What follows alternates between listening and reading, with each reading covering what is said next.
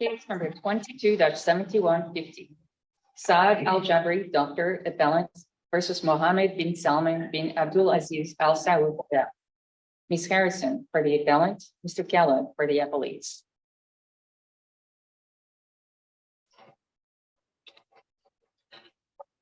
May it please the court, good morning. Lindsay Harrison from Jenner & Block for the plaintiff appellant, Dr. Saad Al-Jabri. This case involves an effort to hunt, target, and kill Dr. Saad Al-Jabri, the key Saudi intelligence partner of the United States since 9/11.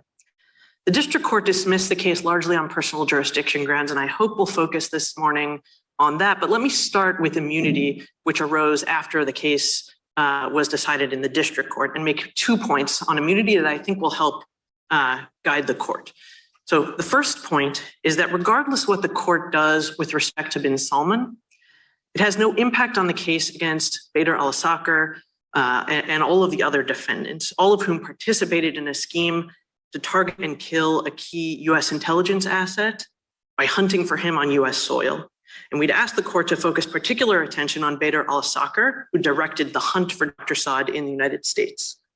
So are we assuming that you're essentially waiving your argument about the status-based immunity with respect to bin Salman? No, Your Honor. We press those arguments, but I think on that issue, there's something that the court could do that would help clarify things, and that's call for the views of the United States. The United States has not spoken yet in this case. They filed a suggestion of immunity in a different case. And let's talk about that. It did say this case, and so I know you're focusing on those words, but if you read the rest of the opinion, it also states that the immunity is allowed while in office.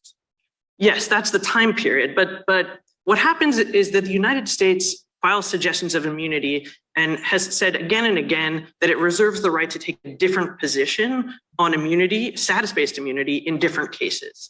And so that's why I think calling for the United States to come in and tell you what they think is better than saying that the court simply lacks the authority to answer the question, because in a different case, the United States filed a suggestion of immunity. The court has, the head of state immunity is turns on common law, where there's been no suggestion of immunity from the government. And so it's certainly within the authority of the court to determine that Mr. bin Salman is immune. Yes. You're not suggesting that that's outside the scope of our authority. No, not at all. What I'm saying is I think my friends have argued that because a suggestion of immunity was filed in a different case, that this court has no discretion and has to say that he's immune. And what I would say is the United States has not come in this case. Even if we have discretion, why wouldn't we defer to the previous suggestion of immunity in a different case? Or why wouldn't we at least consider that to be highly probative evidence in making our own independent determination? I think it would be evidence that the court obviously could consider. I think we have, two good reasons why it's not decisive. One is that the United States hasn't come in here and they also haven't revoked their previous suggestion of immunity. Right, and well, it wasn't filed in this case, so it would be, that case is done, so there's just there's no live controversy in which they would evoke that suggestion of immunity, but they have been silent here, and I think that silence could be telling, particularly because it's a different plaintiff who has a very strong relationship with the United States intelligence community. And then the second reason is that suggestion of immunity was filed very, very quickly after the appointment was made. And it's now been 2 years. There have been a whole series of meetings, cabinet meetings and so on, that have been chaired by the king, not by bin Salman. And so I think that would be considered probative. But I think the way to make this easier is to call for the views of the United States. It can do no harm for the United States to come in and tell you what they think. Could make it very easy if the United States says that they believe he is immune, and it could be quite probative if the United States says that they're not going to take a position in this case. How do we do that? Or are you suggesting a remand to the district court to do that? No, I think this court could call for the views of the United States and then could decide that question. And then in the meantime, the court could reach the jurisdictional questions, which I think the district court aired regardless of what you think with respect to immunity. So call for the views of the United States. What evidence has the appellant put forward that suggests that there wouldn't be head of state immunity here? So number one is the fact that bin Salman has asked the United States to come in and the United States has been silent. And number two is the evidence that we cite in our brief about the way that the appointment was purely nominal and how, in fact, the king remains both head of government and head of state because he retained for himself the authority to chair cabinet meetings. And the only time bin Salman is actually functioning in any way as head of government is when the king is not there, which means he's not head of government. But I agree that there are very substantial separation of powers, comity, and other issues that make it a hard question, no doubt. And that's why I think if you ask the United States to come in on it, it can make it a much easier issue for the court to decide. But in the meantime, I think our personal jurisdiction arguments remain extraordinarily strong, even if bin Salman is not in the case. And the district court's error with respect to personal jurisdiction was really discounting allegations and not accepting them as true, and sort of not looking at the complaint as a whole. And here, I think there are three key pieces of evidence the district court ignored or discounted. The first is that within 5 days of both bin Salman and al-Assakir personally pressuring Dr. Saad to return to Saudi Arabia, strangers who had never before been known to Dr. Saad's family start looking for members of his family in the United States. At least 4 people who are previously unknown to the al-Jabri family start asking, where is your son? Where is your wife? We're looking for you. The timing of all of those things right after al-Assakir and bin Salman have said, where are you? Come back here, is very suspicious. Second is at the very same time that all of these Saudi strangers are looking for the members of the al-Jabri family in the United States, Dr. Saad's son-in-law in Saudi Arabia is being tortured. And he is being asked, where is Dr. Saad? This is all happening simultaneous with these strangers looking for him in the United States. And third is that in viewing these very same facts, the FBI concluded that Dr. Saad was in danger and conveyed that it was itself investigating the hunt for Dr. Saad and that he should be on alert that he is in danger. The FBI does not use its limited resources to investigate the implausible. Those 3 facts, the district court discounted and said, well, this just seems like innocent people, looking for someone to get in touch with them. But when you look at all of those things together, which the district court didn't do, we think that demonstrates quite plausibly a hunt in the United States on US soil for Dr. Saad with the aim of killing him. I'm interested in whether, on this question of whether there should have been more jurisdictional, or the district court should have allowed jurisdictional discovery. So the district court did not, and I guess I'm interested to understand why you think that was an abuse of discretion, because there were a number of points. I mean, even if some limited jurisdictional discovery could show minimum contacts, the district court, thought that it wouldn't comport with, traditional notions of fair play and substantial justice. So where's the abuse of discretion? So the abuse of discretion is in the fact that I think jurisdictional discovery would have demonstrated an even stronger connection to the United States and to action that took place on US soil, which I think is part of the balance of factors that a district court considers in making that judgment about whether exercising jurisdiction comports with fair play and substantial justice. So I think if there were more contacts, if discovery showed that there were more contacts with the United States, that would affect the fair play and substantial justice problem. That's correct, Your Honor. And I think that has to be right because the interests of the United States in having jurisdiction over the dispute is part of that analysis. And if for example, the defendants were sent on land through the United States in order to get to Dr. Saad and kill him, the United States obviously has an extraordinarily strong interest in retaining jurisdiction over disputes in which foreign actors are sent through our borders in order to kill our intelligence partners. And I think the fact that the district court sort of assumed the answer to the fair play and substantial justice test without considering whether discovery would be probative of any of the factors was an abuse of discretion. How do we get beyond this being kind of inner politics? I mean, you got the Saudi against the Saudi government, and we're required to look at personal jurisdiction from the standpoint of very strong U.S. interests. And I know you're indicating some connection with the intelligence community, but on the Khashoggi matter, much stronger, there in terms of how the U.S. supported that particular assassination, essentially. So let me answer in two parts. So the first part of the question, I think, is this about the Saudi prince wanting to solidify his standing in Saudi Arabia as opposed to in the United States? And I think the answer to that is that bin Salman's path to the throne went through the United States. And the complaint goes in exhaustive detail, I think, explaining why that is. He told Jared Kushner that he had very strong relationships with the United States, except with the intelligence community. That's at paragraph 161 of the amended complaint. And then what the complaint does is it goes through a series of events where it shows that in bin Salman's mind, Dr. Saad was the person standing in the path to his fortifying those relationships with the intelligence community. So the first example of this is the 2015 meeting with the CIA director, John Brennan. There were two meetings that Dr. Saad had. And immediately after that, bin Salman ordered him removed from his official position.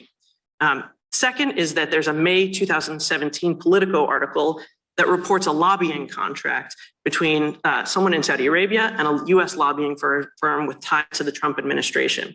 And that led al-Qahtani to order the arrest of the man in Saudi Arabia who signed that contract. And the captors asked that man directly, was Dr. Saad involved? What is his relationship to this contract? And then the third is that the US investigation into the murder of Jamal Khashoggi is actually what a complaint alleges prompted the Tiger Squad to enter Saudi Arabia 13 days later after the Khashoggi killing in order to try to get at Dr. Saad. And I guess that's what I'm getting at. Where's the real US presence here in this case in terms of it showing its interest, not you kind of parading through the chronology to get us to that interest? Right. So, well, this case is quite different from a case like Livnat or Bhutan, because here you have both targeting of the United States and also conduct taking place on U.S. soil. So you have the whole hunt for Dr. Saad, which took place in the United States, in Boston, in DC, conversations in New York that are aimed at trying to find him for the purpose of killing him. And that is the kind of conduct that should cause a defendant to not be surprised when he is hailed into court in the United States. When you're looking for someone to kill him on US soil, you should be expected to answer in a US court. But in addition, there was targeting, and it's not so much that the United States has to demonstrate an interest in Dr. Saad, it's that strong relationship is what the defendants believed they were targeting in trying to get Dr. Saad and capture him. And I think actually the best evidence of that is probably the Mudd Declaration, which the district court didn't even address in its opinion at all. And that's at JA 292 is probably the best evidence in the Mudd Declaration. That's paragraph 28. And that's a former CIA official who's explaining why it is that bin Salman would target Dr. Saad. And it's to try to fortify his own standing with the United States government and the intelligence communities in the United States. But if he's ultimately found on Canadian soil, how does that help your argument or hurt it? So I think what matters is not where he's ultimately found, but how he's found. Mm-hmm. And one way to think of it is if the Tiger Squad had come to the United States and purchased weapons here, pools of dismemberment, which they ultimately brought into Canada, I think there would be no question that the conduct on US soil would be seen as related to the scheme. What happened was instead the equivalent of finding a map in the United States that led these defendants to Dr. Saad in Canada. And I think purchasing a map or finding a map, developing it, and finding him in the United States is just as closely tied to the conduct, just as related to it, as finding a weapon here that one would use to take into Canada. And so I think that because the path to Dr. Saad went through US soil, there's an extraordinarily strong tie between the United States and this dispute. And it's the combination of that US soil conduct with the targeting the United States' most important intelligence partner from Saudi Arabia since 9/11, the person whose relationships threatened bin Salman and his team, that are the reason why none of these defendants should be surprised to find themselves answering in a US court on these claims.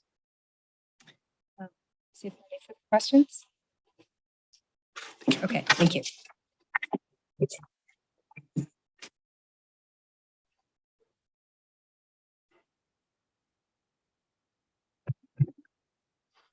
Thank you, Judge Rao, and may it please the court. My name is Michael Kellogg, and although I represent the Prime Minister bin Salman for purposes of this argument, I'm also speaking on behalf of the other 4 defendants who have been the case, 2 students and the 2 Saudi officials. So on status-based immunity, it was as close to a concession as one could get. That the case is absolutely clear that the State Department has said that as the Prime Minister, the sitting Prime Minister of the kingdom, he is immune from suit in U.S. courts, which is the language they use. Why didn't the State Department simply enter a suggestion of immunity in this case?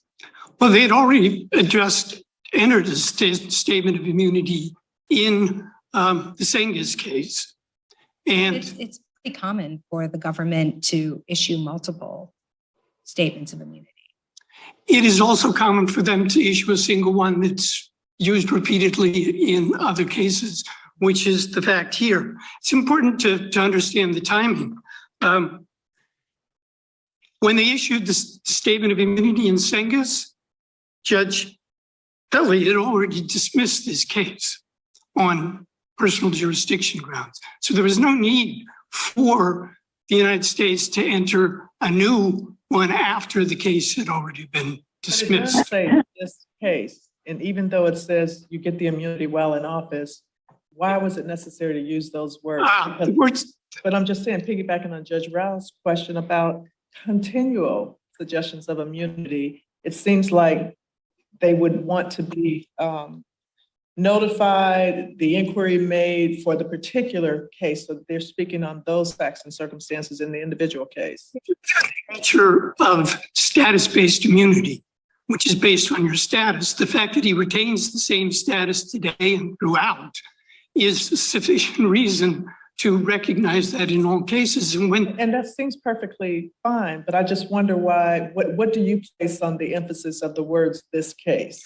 I emphasize what precedes that, which is that he enjoys head of state immunity from the jurisdiction of U.S. courts, general U.S. courts. And then he goes on, and the State Department explained our determination has nothing to do with the merits of this suit, but there's no qualification of the recognition of immunity. It's merely saying this is not a merits-based determination. This is a determination based on status, which has not changed in the interim. So the United States has already spoken to this issue. And despite knowing about this case and the dismissal of this case, they specifically said from U.S. courts without any qualifications. So I think there's nothing to be remanded for, nothing else to be sought. So if it's okay, I'll turn to personal jurisdiction. I have a question about the jurisdictional discovery. So Dr. Saad or Dr. Al-Jabri he's alleged that bin Salman and the other defendants have operated effectively networks in the United States through the charity and through other events, and that those actions were related to the plot against him. So why shouldn't there be further discovery to see whether that can be substantiated? Well, Judge Kelly was perfectly within his broad discretion on the issue of discovery, but part of that had to do with the merits of the claims or the conclusory nature of the claims. There were no factual allegations connecting the Prime Minister or Al-Qahtani to the students who are alleged to have done the searching. There are no allegations that the Prime Minister, al-Assad or Al-Qahtani, communicated with any of those individuals, had any intermediary communicate with those individuals, or directed them to do anything with respect to Al-Jabri. No indication that the Prime Minister and Al-Qahtani even knew who they were or had ever met them. All they have to tie them to one of the defendants is Father Al-Sakr is that one of the students was at an event, a MISC event, at which Al-Sakr was also present and got his picture taken with him. So that's hardly a basis for making the leap. Our standards for jurisdictional discovery are pretty plaintiff friendly in this circuit. Well, first of all, it has to be narrow and targeted. And Judge Kelly said this was broad and overreaching. And if you look at the district court's opinion at A330, he explains how broad and unconstrained. But the solution to overly broad discovery requests is to narrow the discovery request, not to deny them altogether. This court has repeatedly said it's not its obligation or the obligation of the court to narrow discovery requests made by the plaintiffs. But in any event, he said it's unwarranted because the plaintiff's allegations are based solely on conjecture and speculation. That If there's there's a no clandestine operation, you can only get so far into knowing what's actually going on in a particular conspiracy, as alleged, because not everybody in the conspiracy will know everything that's going on in the conspiracy. And so you've got, what, over 400 allegations or so in the complaint that they're raising as close to what they know, but they're asking for jurisdictional discovery to make that complete tie. There are over 400 allegations, most of which have nothing to do whatsoever with these alleged targeting of al-Jabri in the United States. And indeed, if you look at what the students actually did, one of them asked al-Jabri's son what his immigration status was. Another was going to London and wanted to get together with al-Jabri's wife to have lunch. So from those sort of innocuous contexts, they make the leap to saying this was an elaborate scheme to track down al-Jabri in the United States, even though he wasn't in the United States, he was in Canada. And it did not have any result because, as the complaint itself admits, nobody tracked him down. None of these students tracked him down to Canada. They had no clue where he was, and they never asked anybody where he was. There's not a single incident in which any one of these 4 students asked about his whereabouts. And the only reason the complaint said he was ultimately found is that one of his former colleagues, al-Harbi, who's not a defendant in this case, went to see him in Toronto and talked with him. And then his phone was tapped, which allowed a precise targeting of where he was in Canada.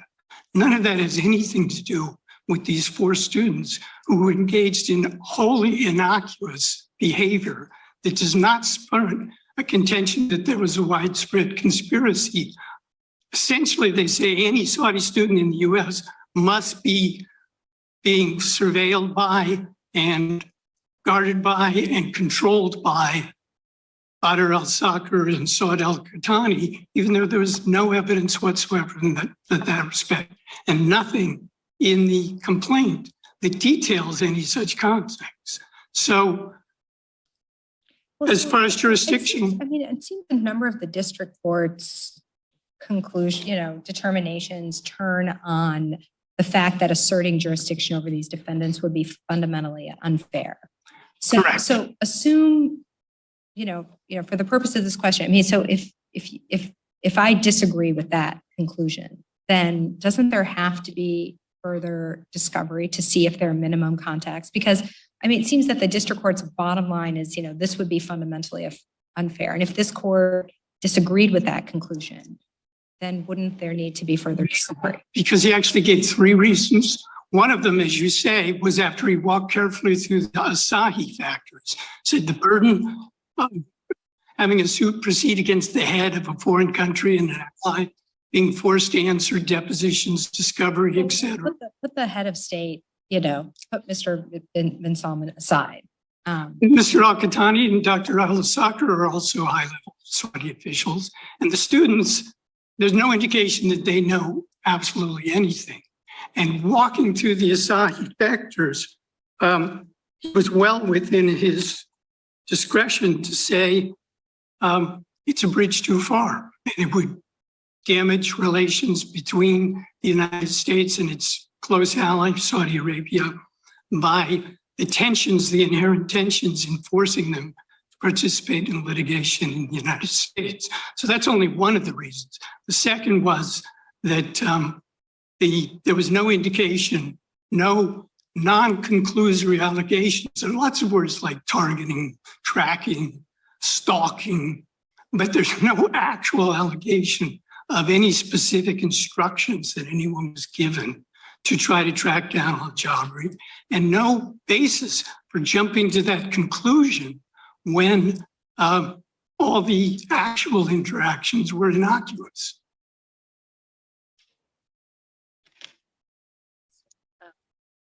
Further questions? Judge Rogers? Any questions? No, thank you.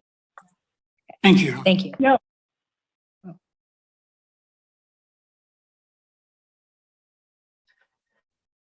Thank you. I think Judge Child's point is correct, that the whole point of a scheme like this is to have plausible deniability between various defendants. And the complaint contains allegations from which, at a minimum, the court should conclude that there's a good faith basis for us to seek jurisdictional discovery. Those are, number one, that these students were receiving unusual benefits that were reserved for those carrying out covert tasks in the United States. That's at paragraph 15 and 235 of the amended complaint.